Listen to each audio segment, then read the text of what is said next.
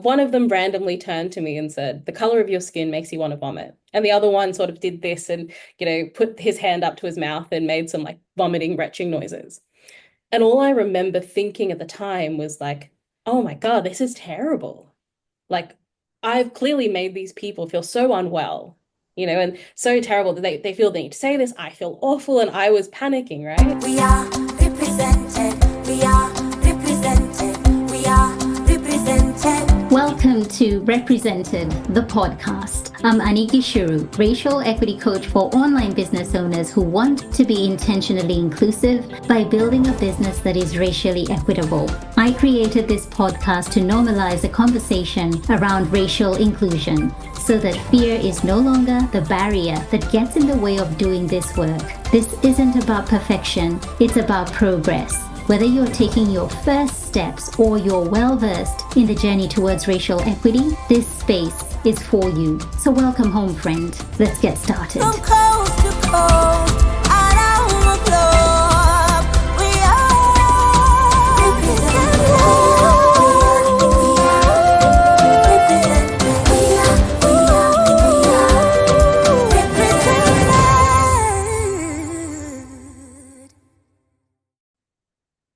The idea of having a podcast is something that I had sat on for quite a few years.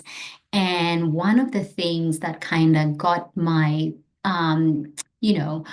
got me excited was when I had a conversation with one of my past clients. Her name is Susan Ryok. She's an incredible UX copywriter. And she said, "You know what, Annie, I would really, really love it if you created something where I could connect with your network of other women of color. I'd love to hear their stories of race, what they've experienced, how they're living their life now, their accomplishments that they have. And I would, in particular, just love to hear you having a conversation with them." And looking back now, especially after having this conversation that I've just finished having with Khayshie, I just feel so blessed to reach out to these incredible women, in particular women of color, and having conversations. They are just so full of wisdom and knowledge. And in particular with Khayshie, she just has a way of sharing a story and using analogies that make so much sense. I feel after this conversation that we've had, I'm a little bit more wiser. I feel like I have more knowledge. And I need to go back, listen to this conversation, and just take away some more nuggets because there is a lot. This is a conversation you will listen to and potentially come back again. And it is with most of the episodes that I do. And with this one, it was very much centered around leadership in corporate spaces.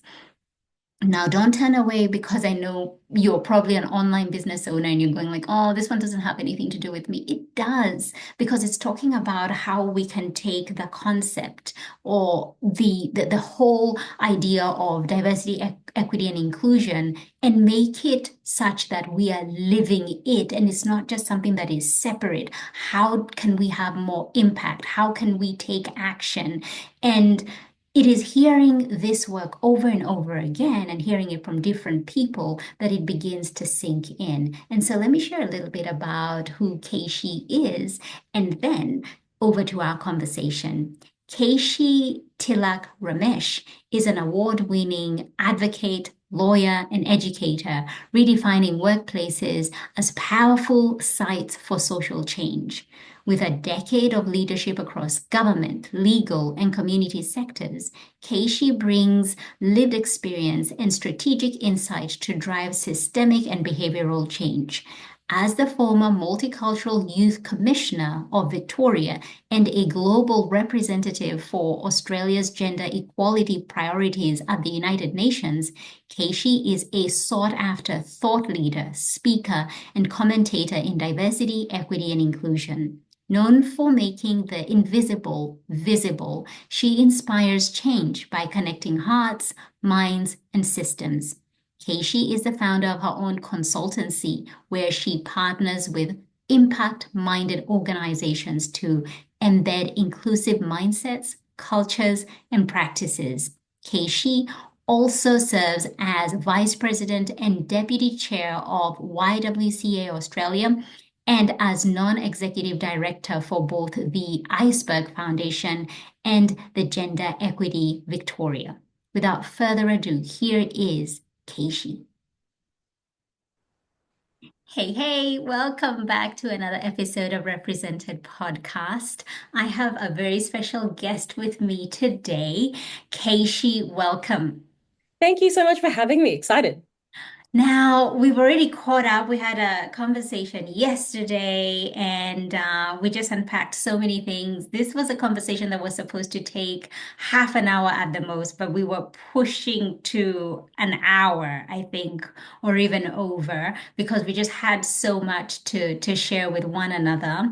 And as I was preparing for today and I was reading through your bio, one thing a couple of things struck me. Firstly, you are so highly accomplished. It was just Thank you.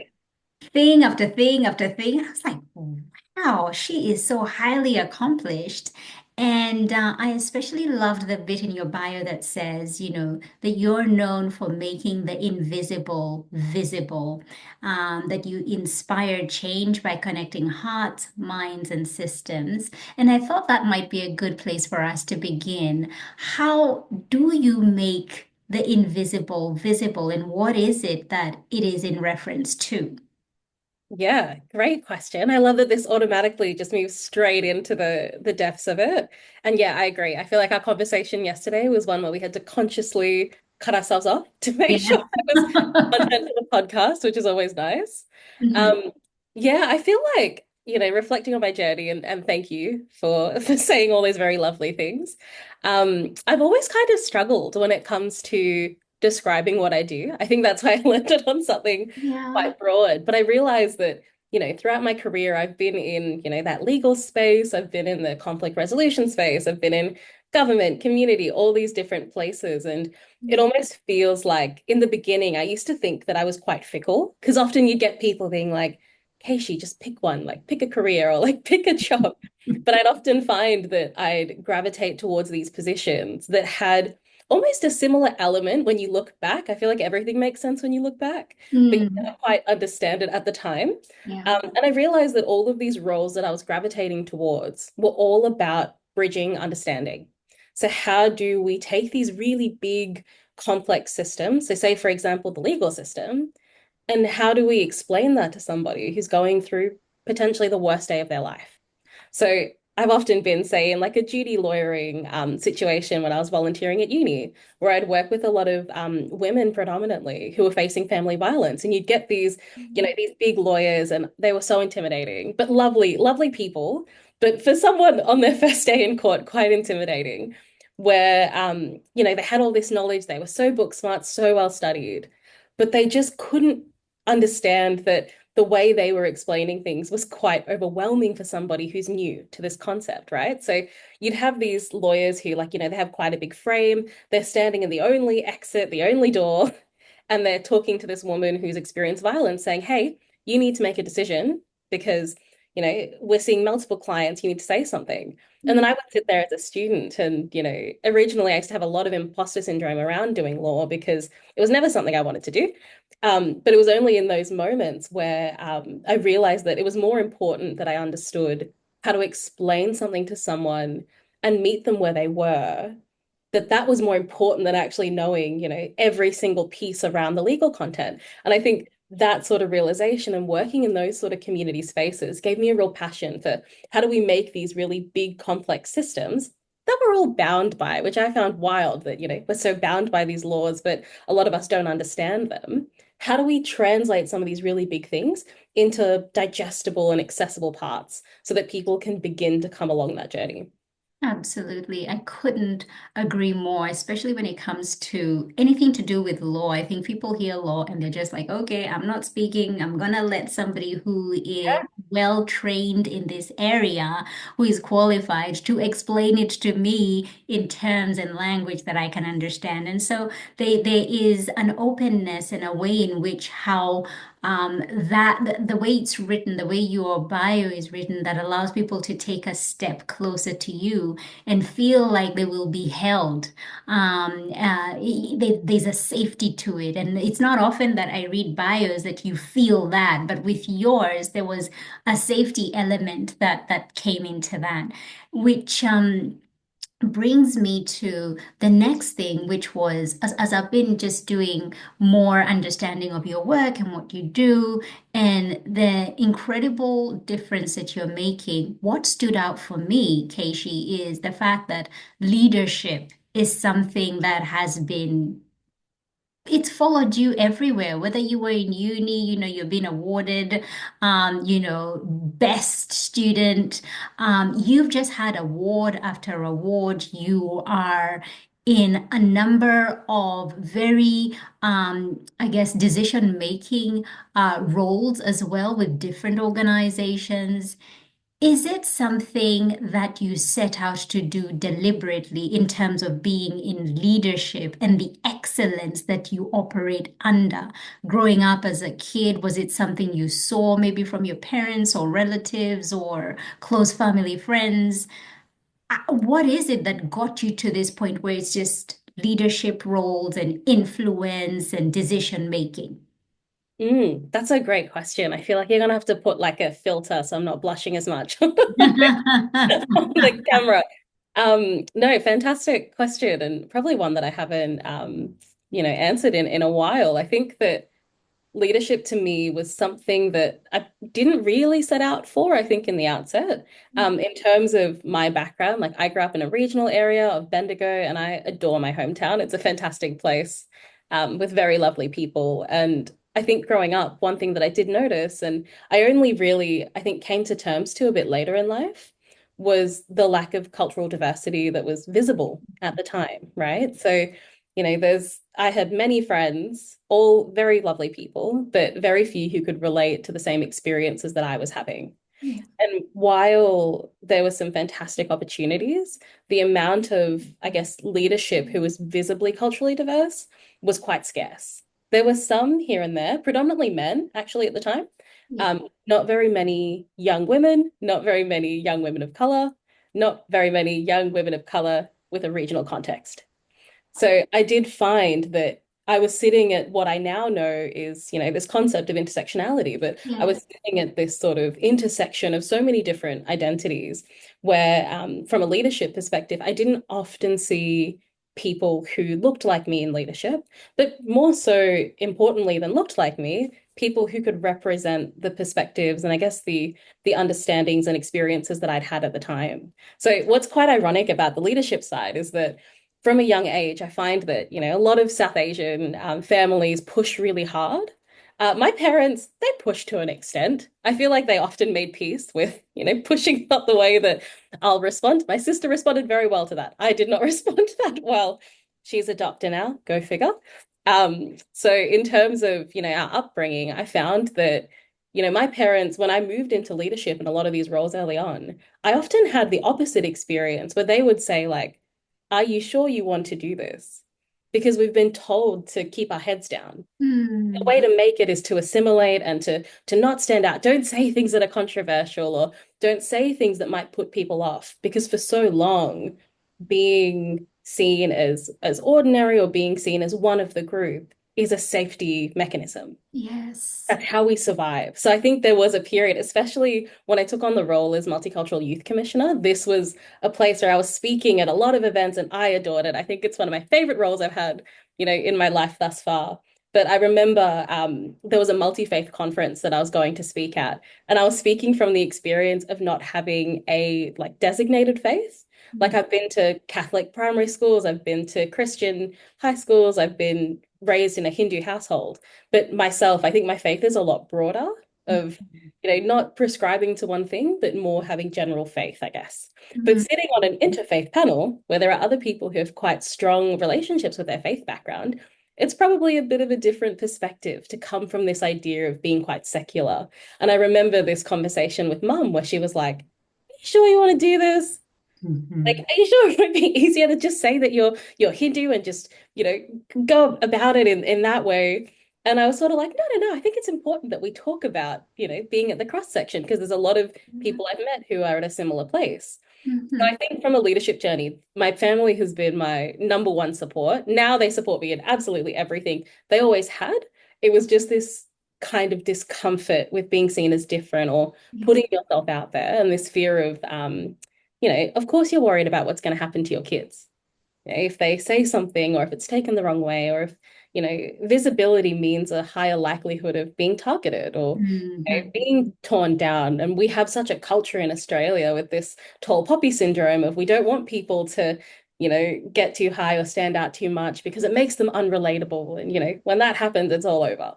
So I Yeah. think there's a lot of that background. But for myself in leadership, it really became around representation and how do we make sure that, I can wedge the door a little bit open, then the next person after me can wedge it open a little more and a little more, and eventually it's quite normalized. And I think I see that now. Like I do see a lot more young women of color, particularly in leadership. I see a lot more cultural diversity in regional areas, which is so heartwarming, I think, for me to see.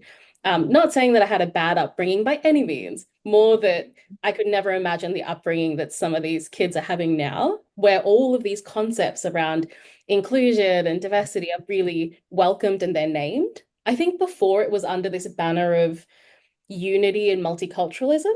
Now Harmony. being Harmony Day, classic. Now it's under this banner of like, hey, let's talk about equity and equality. We're all different, and that's great. Not we're all the same, and we need to focus on only the things that make us the same and Mhm. sort of betray or hide away these parts that make us different. I think it's quite a different approach now, which is great.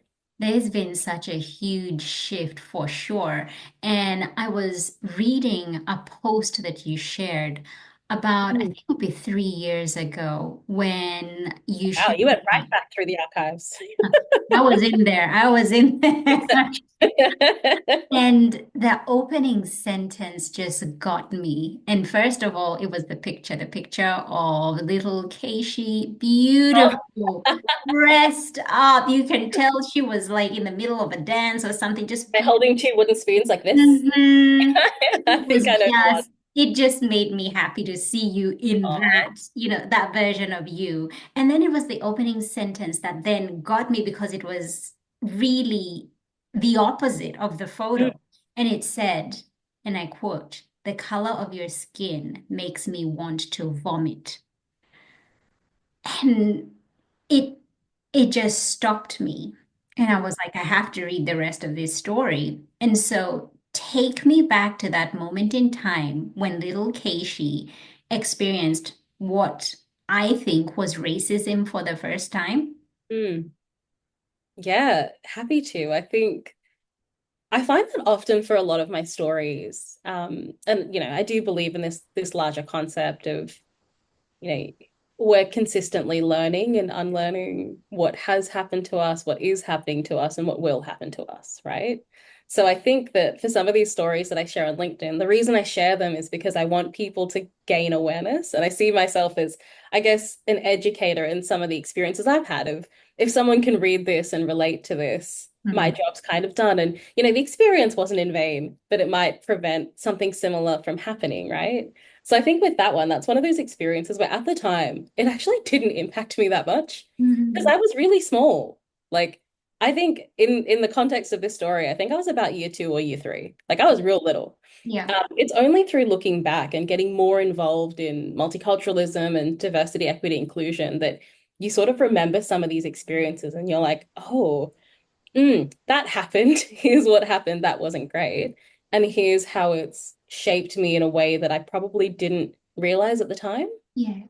And I think that, that moment was one of them. So to give you some context of what happened, and for the listeners at home who may not have seen the post, Mhm. um, I was probably in year, I think, two or three. So I was quite young at the time, maybe like five or six. We were playing outside in primary school, pretty hot day. We walked back into the classroom and I decided to sit at a different table to usual because, year three gets real boring. You got to mix it up sometimes. So Yeah. I went and sat at, I think, the front of the class. And in sitting at this table, there were these two boys who, like, I mean, they were nice. Like, I didn't know too much about them. One of them randomly turned to me and said, "The color of your skin makes you want to vomit." And the other one sort of did this and, put his hand up to his mouth and made some like vomiting, retching noises. And all I remember thinking at the time was like, oh my God, this is terrible. Like, I've clearly made these people feel so unwell, and so terrible that they feel they need to say this. I feel awful. And I was panicking, right? And luckily enough, there was our teacher who was close by, and she was like, "Oh, this is absolutely not on. You need to go to the principal," right? And we had no conversation around what had happened. So we're walking across this like hot Australian asphalt to the principal's office. They're crying, I'm crying. It's a bit of a mess of what's going on. And, we go there, we go home, and sort of the situation's resolved for that day. So I don't know if anyone remembers this, but those art sets that you used to get for Christmas, the ones that have like a little button and you open it and there's like textures and paints, and Yes. I've gotten one of those.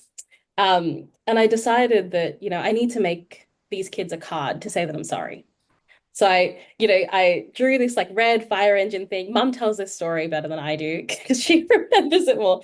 But I drew this fire engine card and I put in there saying, "I'm sorry for making you feel unwell."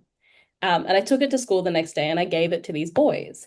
And the teacher found out and was like, "Okay, someone needs to talk to this child. She clearly does not understand what happened." Called my parents, we had a conversation, the things at bay. But I think what's interesting about that is like for those kids who did that, we knew their parents. Their parents are lovely. So like where they got this rhetoric from, we don't know, right? But I Mm. think that was my first brush with like understanding that I was different to other people. Because I think I'd always understood to an extent that I was different, but it was never as different as someone has glasses and I don't. Like it was kind of in that category of like obvious difference. It wasn't Yeah. a racial difference, right? Like obviously I was young. And while we know that race is a social construct and it is made up to an extent, it Mm. does have real world impact. And these are some of those impacts. And I was lucky in that I don't think that really shaped my self-esteem. It didn't cause me to get quieter or whatever. It was just one of those things being like, oh, what a random thing that happened. And then I sort of carried about my day, which I And think is great. and the act of going home and thinking, oh, I made this little boys Yeah. unwell. I better just, make something for them. Oh, that bit is what just got me. And I was like, oh my goodness. But I'm so glad to hear that this is not something that, had such a profound Mm, shift in your life that it changed you to be, a certain way in order to make certain people feel more comfortable. And I wonder what conversations then followed in the homes of those boys who said these yeah. things and where they are today and how they look at matters to do with, race. Mm. And when it comes to matters to do with race, why is it that it is such an uncomfortable conversation for I think for all of us. I don't want to just say for white people. It's for all of us. It's so uncomfortable. But when it comes to white people, that they would rather associate with something else, like, oh, let's talk about gender or other things. Like I'm happy to share my values when it comes to that. But with race, it's like, ooh, that one. I'm just kind of gonna be silent on that or kind of sit on the fence. What do you how do you describe that, or what do you think the reason is behind that kind of thinking? Yeah, I think, it's such a hard question. I've thought about this a lot because I'll often, in the diversity, equity, inclusion space, we talk about a lot of differences that people have, whether it is age, whether it is ability, whether it is race, Hmm. so many other things. Like, but I do find that there is this general hesitation to talk about race, Yeah. which I think is quite difficult. I often think that it's kind of like a system update where we just need to do a system update on society around some of the values that I think we've held and treasured for so long, and how now that our understanding of race and understanding of identity has shifted, Hmm. it's not compatible with some of those values. And that's where these sort of cogs are whirring together and not really working. So when we think about some of the values that we're raised with around like treat everyone how you want to be treated, treat everybody the same. We need to all get along. Like these values that are really beautiful and that we learn from a really young age. I think when you bring in this idea of equity and that people are different, Hmm. it kind of messes with those values. So when we look at treat everyone the same, all of a sudden we're saying, no, no, no, don't treat everyone the same because they're not the same. We need to treat people differently. And that feels like, oh, no, no, no, that doesn't work. That's not what I know.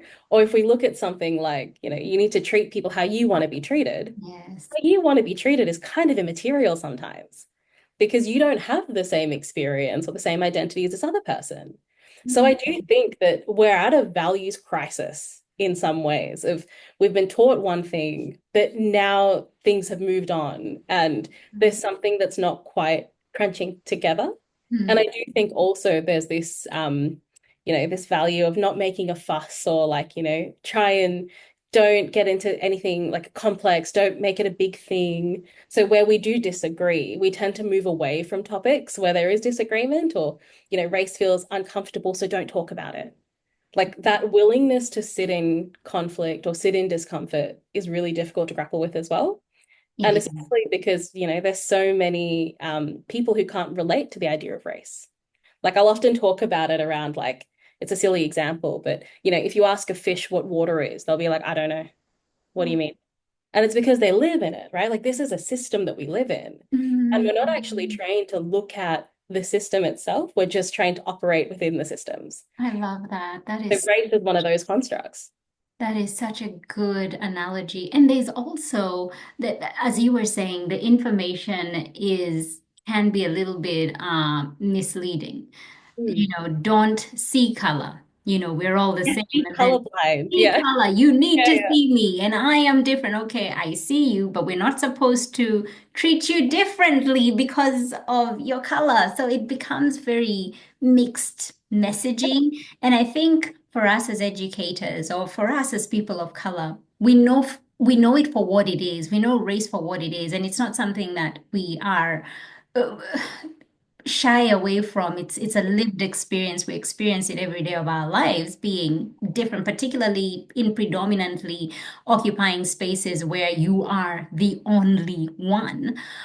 We've learned to deal with that. But for the others, like the fish in water, what are you talking about? This is all I know it to be. It is a very different way. And so how do we meet people where they're at? And, Mm. one of the things I love when I landed on your website was if you're curious about diversity, equity, and inclusion, you're in the right place. So, how do we begin to have these conversations? Or, if it's sparking a little bit of curiosity, where do we begin, particularly in the workplace where things to do with race, and in Australia in particular, it's still so taboo. It's not something that Yeah. we can just talk about. You have to be so careful the kind of language that you use so that you don't lose people, that you bring them along on the journey, that you make it such that it's something that they can digest and take it in and invite you to come back again and potentially go through the whole training series or the whole workshop. How do we begin to have these conversations? Mm. I think it's something that I've spent, my lifetime so far trying to work out, which is how do you have these conversations or how do you tell people that something they've believed for so long might not be right, right? And I think that a lot of these conversations and, my background looking at DEI, but also my background in conflict resolution and how do you get two people who are diametrically opposed to meet in the middle. A Yeah. lot of these theories and this love of education sort of comes through that lens as well. So I do think there's a really big piece of work for any educator to do in thinking about how we empathize with our learner. And that feels really yucky because if you're in the activism space, we're used to a lot of these things of like, it's not my job to educate you. That's your job to do that. Or like, people need to know better. They need to take accountability. Yeah. They need to do the work themselves. Like, I'm not a library for you to use my emotional labor. Mhm, mhm. All of these things are true. right? And, one of the things I hold really dear to my heart in terms of value is that two things can be true at the same time. So Yes. this can be Yes. true, right? But we also know if we want to see change, we need to meet people where they are. We need to be patient. And sometimes we do need to educate because I can tell someone to go read a book and they're not gonna. Like, so how do we use these moments? And I think for a really long time, I felt really conflicted in that because Mm, mm, coming from someone who's been on the community line and front lines in some spaces, moving into the corporate space or moving into the education space predominantly for institutions and big structures, people are often like, Khayshie, you're selling out. Like, why are you all of a sudden, doing these education pieces and you're no longer in the advocacy sort of side of things? And I think for myself, I was like, oh no, am I selling out to do this work? But in the end, I realized that, there's a role for every person on the advocacy spectrum, right? So there's people who sit in the activist spectrum. They're the ones who are very like out loud, super proud, sometimes like unforgiving, but like power to them. They call people out. They're really vocal. Then there's people in, the advocacy space who are much more like the comparison I give is like we both hate the system. One of us wants to burn it down, and the other one is trying to work within it. mm, So like it's both things are needed and we can flex between what role we play. Like it's not like one person's an activist and one person's an advocate. But sometimes you need to sit in this advocacy space of like, yeah, this system's not great. I don't love it, but I know how to play within this game in order to break the game and make it more accessible. But if we just stay on the outside, mm, just keep sort of trying to influence from the outside in, sometimes that doesn't work. You need this sort of pincer move that takes them from both sides. So when I look at education, I do think of it, in that way of, okay, what does this person need to see, think, hear, believe in order to get them to where I need them to be? And I do think that DEI is often seen as this big fluffy thing, like, or anti-racism. They're kind of like, oh, we're going to solve this through everyone coming together and, having a big conversation about it. And then everyone's going to feel good. And then we're going to move to the next day of significance.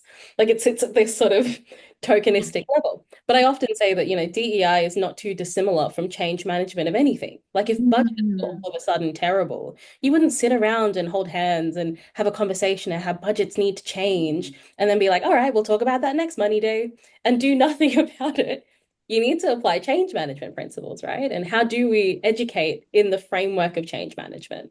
So there's a principle I learned from a course I did a way back on change management, which said that it was like such a mic drop moment from the presenter, where they said the only difference between, a laggard of change and someone who's the front runner is often how long they've known about the change. So, say if management has been sitting with a restructure for a really long time, and they're like, restructure, restructure, talk about it, talk about it, talk about it. Then they tell the employees, and all the employees kick off, right? Management's going to be like, we explained it as best we could. I don't understand why they don't get it.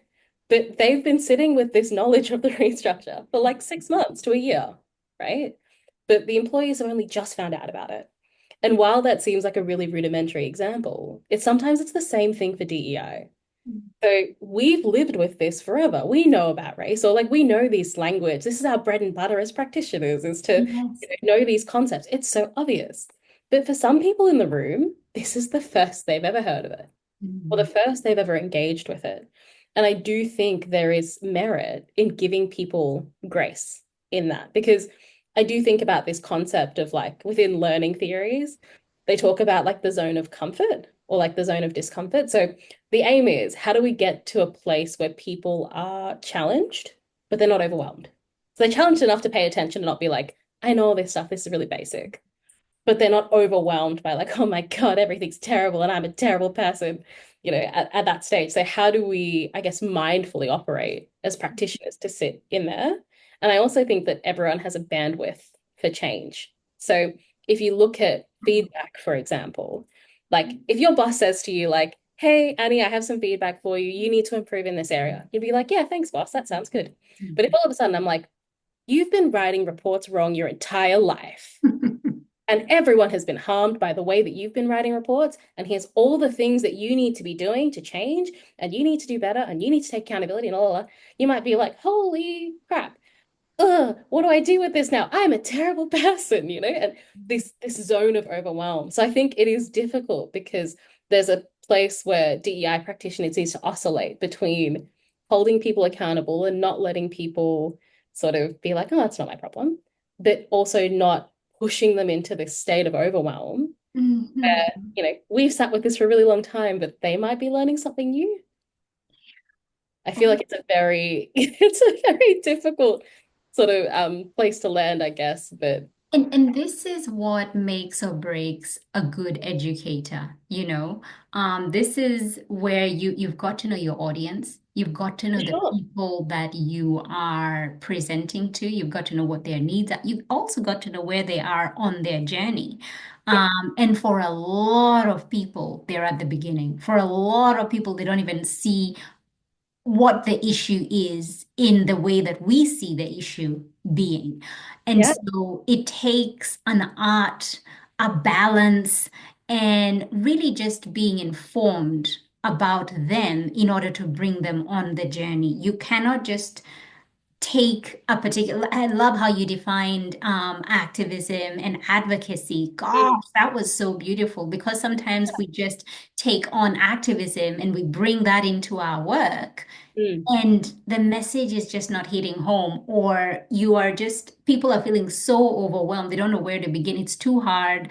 They are fearful, and fear just gets in the way. And Yeah. so no progress is made. Um, It's difficult too, because I do think of like there was a course that a university was doing, which was they're creating a course in communications and advocacy for the first time. So I was giving them a bit of a guest sort of spot on what I think about that. And I gave them this model where I'm like, you need to do your homework on the people you're talking to, yes. because they often fall into like one of three categories or a combination. And one of them is head, one of them is heart, and one of them is hands. So some people need to hear the stats, they need the head stuff. So like give Mm, me facts and figures and numbers and tell me how DEI is good for my organization from our yeah. bottom line and blah blah. Blah. Some people are heart. They're like, tell me the stories, tell me the emotions, the feelings. Like I want to feel something, absolutely. And then I'll make the change and I'll move. And other people are hands. They're like, Khayshie, I get it. Stuff's bad. We got to change. Yeah, yeah, yeah. What do I need to do? I Mhm. just want to know like the practical actions. So I've been in rooms before with, say, C-suite, where you have some people who are like really stat brained, like they need the stats. Some people are super heart led. Some people need action, and you need to find a combination of both. But what you can't do is go to someone who's really like in their head about it and they need to know the data and then be like, here's a story about how I was growing up or what happened. And there's power Yeah. in that qualitative data because they can't argue with it since it's your Hmm. experience, Hmm. but it might not be hitting what they need. So there is this assessment of like, how do we look at people, understand what they need to move?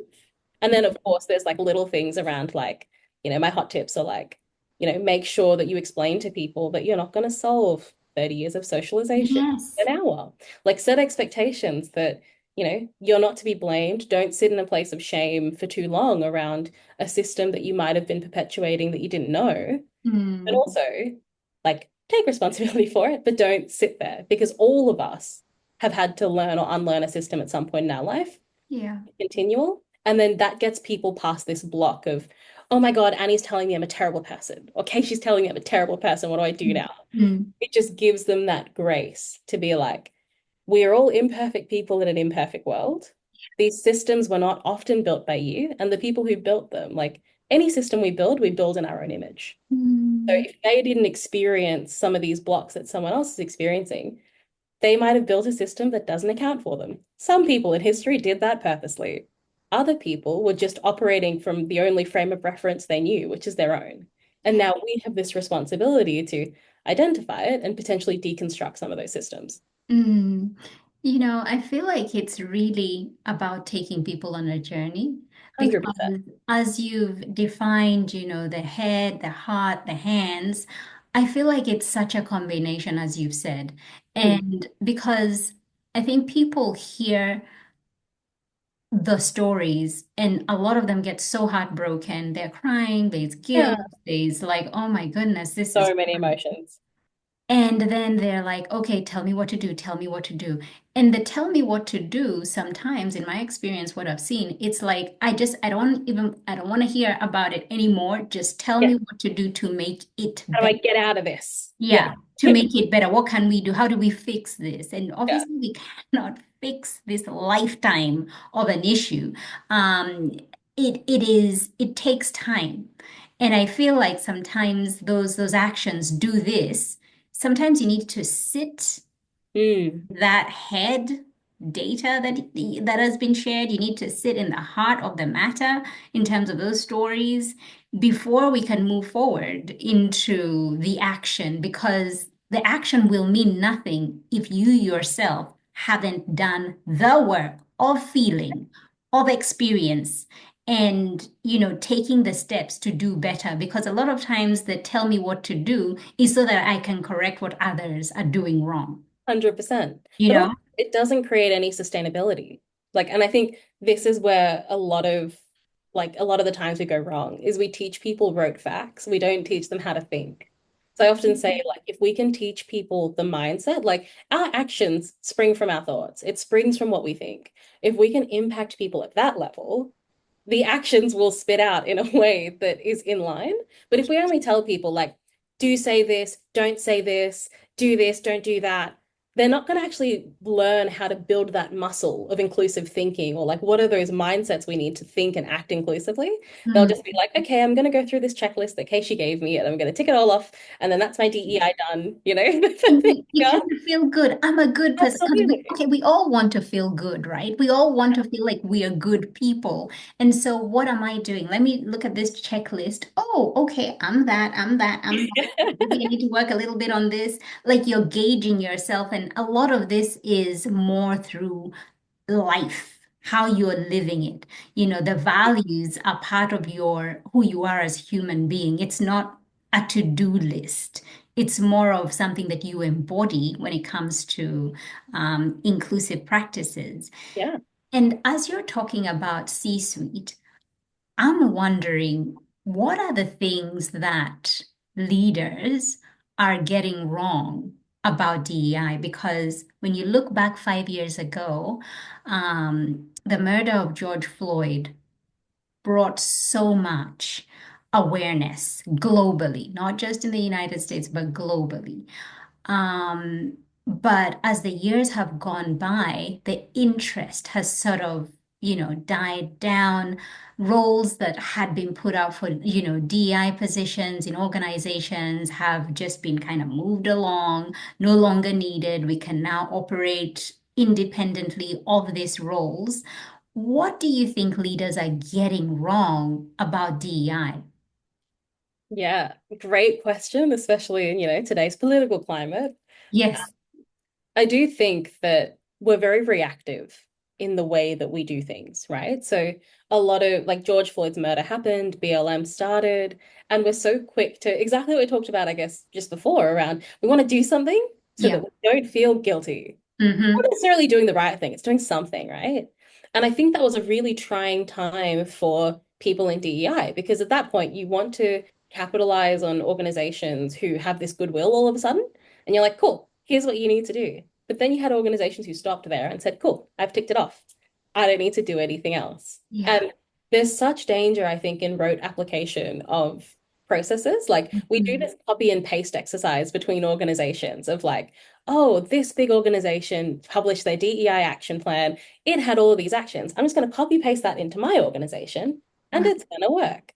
Whereas I often say to people, like, DEI is a bit of a science because it's not a set framework. Like, there are frameworks that people have developed through Yeah. research, which is brilliant. Yeah. But this is about understanding what specific problems you have in your organization, Mhm. what the tension points are, and then trialing a solution and you pilot it. If it works, you extend it. If it doesn't, you go back to the drawing board and you try something else. That's right. But we're so used to being like, I'm going to fix all our problems because we're going to create an employee resource group or we're Mm. going to do all these things. And sometimes, employee resource groups can be fantastically useful, but they also rely on a lot of volunteers. If you're not paying them, like I Mhm. know big organizations who have won awards for their DEI efforts, and it's completely off the back of their volunteer employee resource group.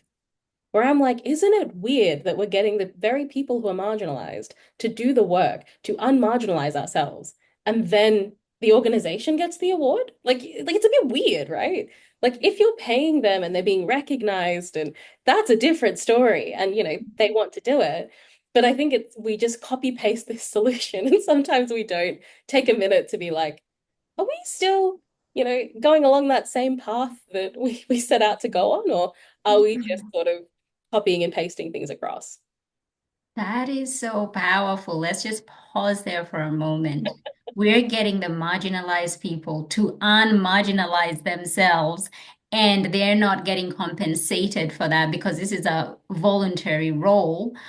Oof, let's just sit with that because Yeah, when I think of leadership in corporate organizations and they're looking at issues to do with specifically race issues, it's like, oh, we're so inclusive or we're so diverse. Look at our statistics. Look at the number of people who work here who come from different backgrounds. It's the United Nations here, so to yeah, speak. But how do those people, have you had conversations with them? How are they coping at work? How are they showing up? What are they bringing to, a lot of people of color are showing up. They're afraid. They do not speak up. They're just towing the line because this is their job. They don't want to lose their job. They have bills to pay. And so people are showing up and they're being quiet. And the silence is their survival. So you might be saying, we're so inclusive, we're so diverse, look at us. But what if you were to have really open, candid conversations? What would those people say about their experience of working in that organization? 100%. And often, like I'll say, like especially in, with Australia, moving more into the positive duty space around sexual harassment, for example, I'll Yeah. often say that the more included or the more safe people feel, the higher your complaints will be, because that should translate into people trusting a system and using the system. Because as you said earlier, like we can't solve the world's problems in a day, but we can create mechanisms and channels for accountability, and how do we look at it? So I often find it interesting when people say, oh, we haven't received a single complaint in DEI, and I'm like, okay, how are you gathering the complaints, and who's asking? And, what protections are there for these people? Yes. Complaints aren't a bad thing. Like they feel bad, but they're not a bad thing. Like it's telling you where you need to focus. I That's get right. much more afraid if there's no data, because I'm Mhm. like, well, people don't feel safe enough to tell you the data nine times Right. out of 10. Like I'm yet to find an organization where everyone I've spoken to feels 100% included, represented, safe, and that's why they have zero complaints. It's usually I don't want people to find out that I complained. I don't want this to come back on me. That's a huge piece. Also, Mm. like, going back to this idea of, the marginalized doing the work, like it is people who feel grateful. Like they're stuck in this idea of, well, I'm supposed to feel grateful because I got a leadership opportunity to speak at Harmony Day. But then I ended up talking about my experiences of racism, and now people talk to me differently in the office. But I should feel grateful because they put me in the newsletter. Or Mhm. feel grateful because it was an opportunity for me to develop speaking. And it's very different depending on the person, because what can empower somebody can disempower another, which is why we need to be curious, because some people might feel it really empowering to get up on stage and talk about what they've gone through. Other people, that's like a recurring nightmare that they wake up from, every now and then. So you need to be really curious. And this is why I often say the curious about DEI, come talk to me, because this curiosity, I think, is the core value we need to keep, which is Mhm. not getting too comfortable that what we're doing is working for everyone, because everyone's different. That is so powerful. Not getting comfortable in what we're doing is working. It doesn't work for everyone. We're not all the same. And to the person who we're in the workplace and they have been signed up to go and do a DI workshop or training, and you can see them and you're like, oh, what brought you here? Oh, my manager signed me up, or I was told to come here. How do you get such a person to be a little bit more open to the experience and what the lessons lie ahead for them. Because I think sometimes it's seen as just this thing that we tick a box so that we can say, oh, I did that workshop. I'm a safe person, or I know what it means to be inclusive. I've ticked that. It's as part of my professional development. But how do we get the people who come in to know that it is so much more than just something that you're ticking for the office? Yeah, I think it really does go back to this head, heart, hands thing of like, what do some people need to hear? So you would have seen on a recent LinkedIn post, I talk about this like pretty harrowing statistic that was done by the UKG Institute. So they did this survey, I think it was like over 3,000 people across 10 countries. They were talking about workplace well-being. Mm, And they found this statistic, which terrifies me, that says for nearly 70% of people, their manager has more of an impact on their mental health than their therapist, than their doctor, and just as much as their spouse. And there's like so many stats. I think there was something like, 40% of people said that they are often or always stressed at work, which is terrifying. Or 60% of employees say that their workplace or their job has the biggest impact on their mental health over any other factor. So sometimes I'll sit in a room with these leaders and I'll give them some of these statistics and I'll ask them how they feel about it. And I find that in a management perspective, like I'll often throw these stats out and say, how comfortable do you now feel about the way that you've been managing? And there's this immediate sense of like, oh no, like we have more of an impact than what we know. And I think this is the real impact of disempowerment. Like I find that middle management is where people have power, but they feel expressly disempowered. And mm, it's really interesting how that shows up in the workplace because they don't feel like they have enough of an influence to make a difference in an employee's life. Or yeah. they do, but they also have power. So it's up to that sort of group sometimes to have this sort of realization and come to it moment of like, I actually impact someone's workday massively. And how do I show up for that? And I'll often give this analogy, and you've probably guessed I do love an analogy, but I give this analogy around like, if you go to Bunnings and you buy like some seeds and you plant them in the ground and they don't flower, we're very rare to be like, you're a bad seed, terrible seed. We're usually like, did we water them enough? Is there enough nutrients in the soil? Yeah. Is it in the sun? Like what did we do wrong? Why is this not growing? Like, we must be doing something to not give it the conditions it needs to thrive. And then maybe if you've done all those things, you can go back to Bunnings and with your receipt and be like, give me some seeds that are not dodgy. But in the workplace, we never do that. We're like, this is this person's fault for being unmotivated. We Yeah. rarely look internally as leaders and say, did we give this person the right environment to do their best work? What did we do? Mhm. And when we start looking at the role of leadership is to sort of support others and get rid of barriers for them, that's when we can get to a place where your team will thrive and your organization will thrive. But so often we sit in this other space of blaming the seed. And I think when I talk to managers about it, they often have this weird aha moment where they're like, oh yeah, like that would be really weird for me to be like, that's a terrible seed before looking at my own gardening ability. But that's what managers need to be doing is really assessing how do I take responsibility for this statistic? Like, what am I doing to support someone in their workplace? And that also ripples into everything. Like, I'll often talk about how the workplace is this really, it's our best chance at societal change. Because what Absolutely. we learn in the workplace and how we learn to act in the workplace impacts how people show up at home and it impacts how they show up in the community. And that transforms society. So, like, when people come to me and be like, why do you work with corporates now? I'm often like, because the things that I was trying to solve with the community line Mm. can be addressed in the corporate workplace. That's this huge thing. Like, a workplace is a microcosm of society. If Yes. we can look at influencing behavior here, we change how people think. And then if we get leaders to invest in that sort of training around these topics like diversity, equity, inclusion, intersectionality, gender equality, if we can learn that at the workplace, they'll take that into how they talk to their partner, how they talk to their kids. They take that into how they coach a soccer team. They take that into how they talk to their friends. And that's how we actually get to this place of change. But right now, I think there's a lot of workplaces who view the people in their workplace as workers. So they're like, Khayshie, I don't understand how this relates to my workplace or how this improves them as workers. And I'll be like, okay, I can come up with a million arguments for that, but pause a moment. And I'll say to them, okay, you're telling me that gender equality might not be important to teach at the workplace. What if I now tell you that this employee of yours is going to coach the soccer team of your child? Now are you invested in teaching gender equality? Like, what if they're teaching your daughter and they don't believe that she can, play soccer as well as the other kids Mhm. because she's a woman or whatever it is? What if he's teaching your son and he's saying to your son, like, he's modeling these really toxic behaviors of yelling and getting really angry, and he's telling your son, like, stop crying, you need to be better at this, like, pull your head in. Yeah.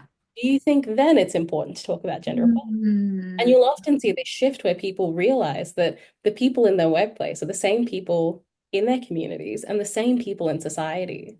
So if we actually look at the workplace as this huge opportunity for us, in the same way that we target schools for kids, where we say, change needs to happen at school because it's where most of them spend their time. I think there's some crazy stat, like we spend like 90,000 hours at work, or like it might be even bigger. So when we think about those hours and the potential for change, it's actually huge. But we'll often like play in different corners. Like we'll have community impact in one space and workplace impact in another. Where for me, I'm like, if you want to get people who are primed to take action in their community and make change, the workplace is a fantastic place to actually start a lot of that education. Yes, there's so many skills that are so transferable when we begin to look at it Yeah. not from one lens, but the way in which it just trickles and has an impact in every area of your life. And you have articulated that so beautifully. Oh, Now, thank you. now, Casey, as we're bringing this to a close, there's a quote that you had written an article, and this quote was so powerful because it was from a conversation that you had with a lady. You were in New York and you had gone for the CWS, and Helen Dally Fisher, I think Oh, is her name. she's incredible. And she said something about, you were feeling very dejected, progress is not being made. You've gone there to have conversations and potentially move the needle forward as it pertains to gender equality, gender equity. But nothing was moving. Everything was just kind of being watered down. And she said something around creating the floor and not raising the ceiling.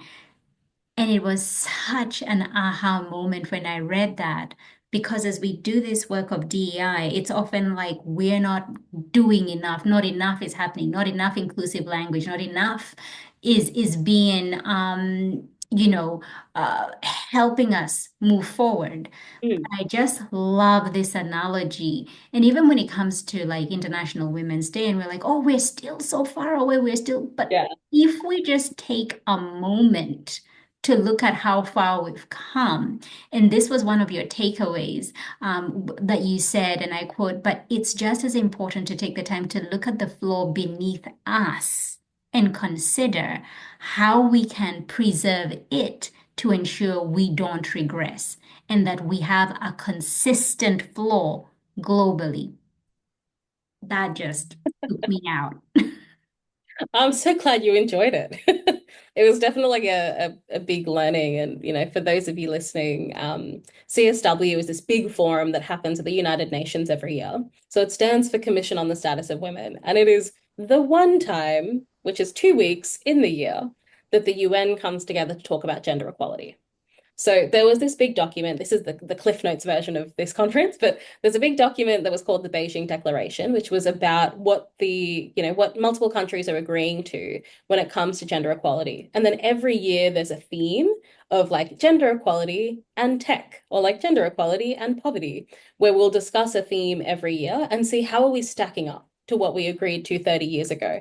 And this year was actually, I think, the 30-year, review of that document because it's been that long. So Wow. in going along to this, I'm really fortunate to have gone twice now. So the first time I went was more as a civil society spectator, so hanging on the outside. The second time I was lucky enough to be on the government delegation, so in the negotiation room and listening to countries. And I can do a whole other podcast on that. That was a time to see, how these countries argue. But I think in going for the first time, I was like, yeah, we're going to a UN conference on women's rights. We're going to like push things forward. I was like so wide-eyed and like idealistic. Yes.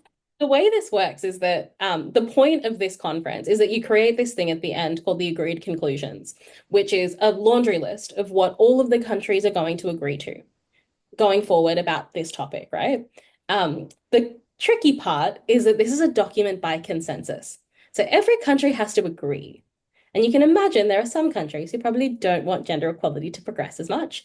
So it is this global group assignment in writing a document that reflects what some countries want to do and others want to do all together in the one, right? So you can imagine me going in as a very bright-eyed, bushy-tailed, like, we're going to make change in gender equality. And then realizing that this document needs to include really, really conservative views of some countries Yeah. and really progressive views of other countries. And if someone's not happy with the document, they can just fold their arms and be like, I don't want to. They don't even have to give a reason. This is what I've learned in the negotiating room. They can just be like, Madam Speaker, I'm really uncomfortable with this language. I don't like it. And then you have to change it. If not, it gets taken out. So Wow. it's this massive, massive, massive group assignment. So the UN puts out this document, then all of the countries take the document and do this big track changes thing. And then one poor country has to compile all of those track changes into one document. That goes out again. People disagree. They're like, I wanted an and there. I wanted a comma here, blah, blah, blah. And then it all comes together. And then all of these countries sit in a room with like Google Docs on the screen and they go line by line and they talk about, each issue and to the extent of I agree or I don't agree with it. So I think when I was going in there, I thought that it was this really progressive exercise. And we're going to talk about how do we push women's rights. But what I realized when I got there was that there was actually so much resistance and there was so much backlash because you had countries who really disagree. And the thing about this, and it kind of tickles the brain a little bit because my background in legal was in statutory interpretation. So the law of understanding the law. What do certain words mean? So in this sort of venue, words are currency. So you're trading words around. So if you say women and girls, that seems like a really normal phrase. But if you say women, you're expressly taking out girls. So this right only applies to women and not girls, right? If we say family values, we're talking about the nuclear family. We're talking about mum, dad, kids. That's it. Nothing else. If we're talking about, sexual and reproductive health, that's a really specific definition. Versus if we talk about, if we're talking about the rights of the parent, we're talking about parents' rights over kids, i.e., girls don't have rights. So there's really specific language that you need to look out for of like, where is this language sort of seeping in? But keeping in mind that we all need to get along and we all need to agree at the end, you do need to make trade-offs. So you Mm. see that where you had a win in some years of having women and girls, women and girls, women and girls, in a successive year, it might just be women. And you had to trade the and girls to get something in elsewhere. So I think I was really frustrated. And these negotiations went on till like 3, 4 in the morning, like every Yeah. night for the 2 weeks. Yeah. I was so tired and I was so angry. And I was sitting there and Helen is someone who's been in this forum for the last like 10 years. Like she's such an incredible person in the way that she sort of organizes everyone and really wraps her arms around the Australian sort of civil society group. And I was saying to her, I was like, what is the point? Like, we're coming here, and sentences like, say, for example, every country needs to create a national plan to end violence against women, will turn into countries may take action to Yeah.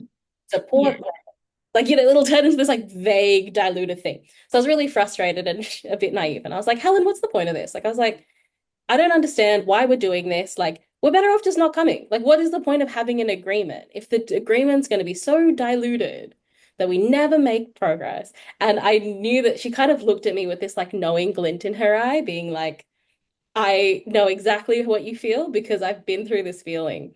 And she explained this whole thing of like, Khayshie, while making progress is really important, it's just as important that we don't regress.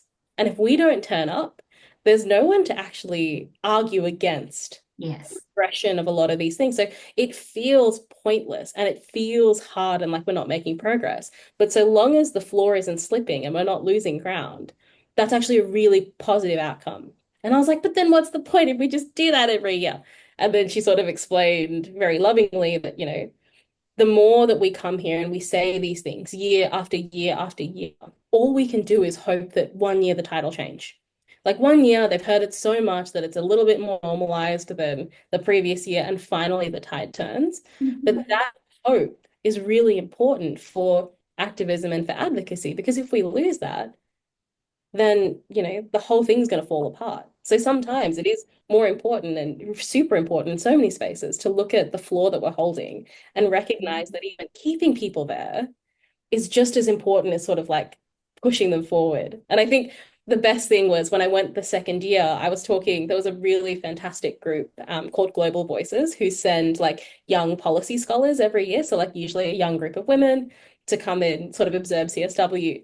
And I had this great moment last year where, we were all sitting down after a debrief and they looked quite dejected. And I was like, what's going on? And they're like, what is the point of this forum?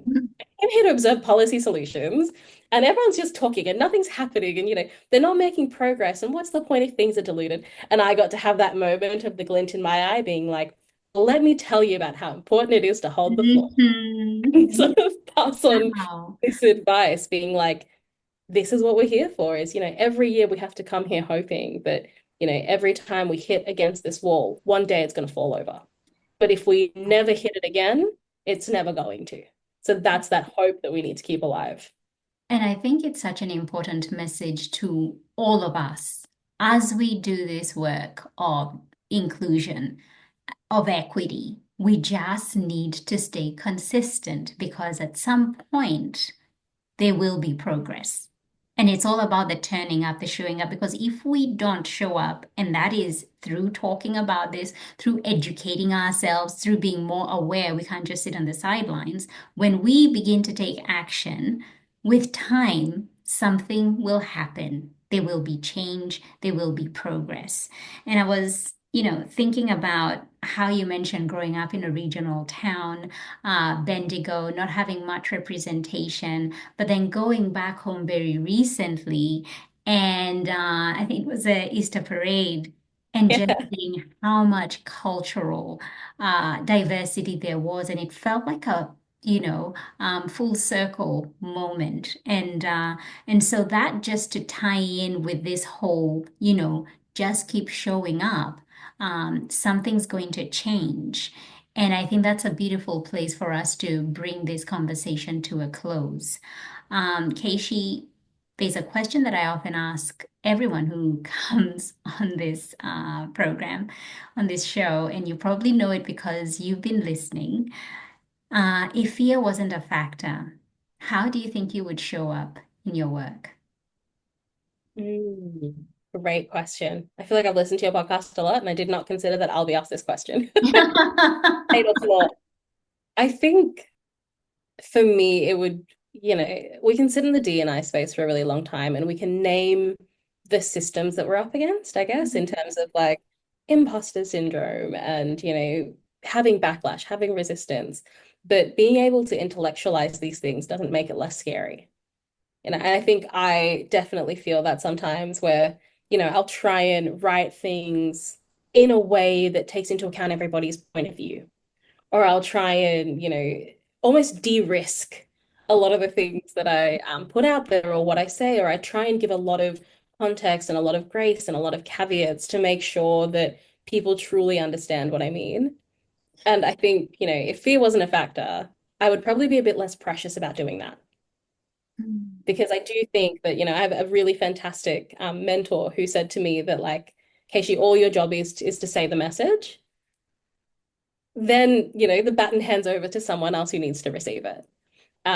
Whereas for me, I'm like, no, I need to craft it perfectly so they get it. And there's an element of that. You need to make sure that, you relate to your audience and you're saying things appropriately. But Mhm. sometimes, you're just not someone's cup of tea, and that's okay. Like what you say and what you write doesn't need to be for everybody, but it will be for someone, and then the baton passes to them.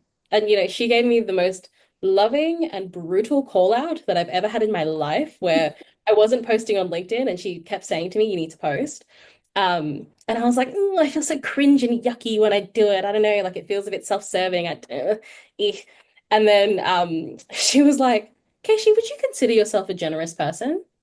And I was like, I mean, I hope so. Like, yeah, I guess. And she's like, okay, and do you think that you learn things and, you've got insights that need that you could share and people haven't gone through and they might learn from it? And I was like, yeah. And she's like, so you're telling me that you're letting your fear of looking silly and your ego get in the way of someone learning something? And I was like, oh, maybe. And she's like, doesn't sound very generous of you. And I was like, oh, the most devastating and loving call out I've ever had. And that was a huge turning point for me that I'm still working on, which is how do we, show up in that way? And how do we put our own ego aside and put our own fears aside in order to share something, knowing that, people can have any reception to it that they might have. And, we need to live with that. Two things can be true. You can say something that's true and it might not be relatable or true for someone else. And we need to be able to sit in that difference. And for someone like me who talks about conflict resolution a lot and has practiced in, looking at how do we educate organizations around it and mediation and la la la, it does get easier sometimes to sit in conflict. Mm. But it's only through creating an evidence log that it's possible and we can do it that we will learn. So I feel like I'm still sitting in that space, as we all probably all should, of creating that evidence log that, I can say things or I can put things out that aren't the most polished thing in the world, and the whole thing's not going to come crashing down on me, one day. Oh, we need more grace. And we need more mentors like that mentor of yours because it sounds so much like something Kemi Nekvapil would say. Mm. That sounds like how she would question back certain things that feel unsafe or feel fearful about. Now, if people want to get in touch with you, where is the best place they can get in touch? Oh, always happy to be in touch, get a coffee, virtual, in person, whatever otherwise. Best place to find me is on LinkedIn. So you'll probably see it linked in the show notes, I'd assume. But Yes, I it have is. a website, which is khayshie.com. So feel free to find me there and yeah, would love to have a chat. Wonderful. Keishi, thank you so much for your time. You have been so generous. You've shared so much wisdom. This is an episode I want to go back and listen to again. Thank you so much for your time. Oh, thank you so much. It's been such a pleasure. We are represented. We are represented. We are represented. Thank you so much for tuning in. Why don't you go ahead and hit that subscribe button and leave a review so this podcast can reach more online business owners, and together we can begin to normalize racial inclusion in the online coaching space. I'd love to acknowledge the traditional owners of the land where this podcast episode was recorded, the Wiradjuri people in central New South Wales, Australia. Music produced in Nairobi, Kenya by Patrick St. P. Mbaru and Kambua Mathu. Vocals by Joanne Matata.